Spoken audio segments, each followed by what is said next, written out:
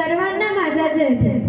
महाबोधी प्रबोधन संघ दौंड तालुका याची स्थापना झाल्यापासून आमच्या परिसरात खूप सकारात्मक बदल घडताना दिसत आहे। या संघटनेमुळे आम्हा लहान मुलांच्या गाठीभेटी होऊ लागल्या, एकत्र येऊन विचारांची देवाणघेवाण करण्याची संधी देखील मिळाली। महापुरुषांचा इतिहास समजून घेण्याची प्रेरणा मिळाली, त्यांच्या विचारांचा आपल्या जीवनात कसा उपयोग करायचा हे शिकायला मिळाले।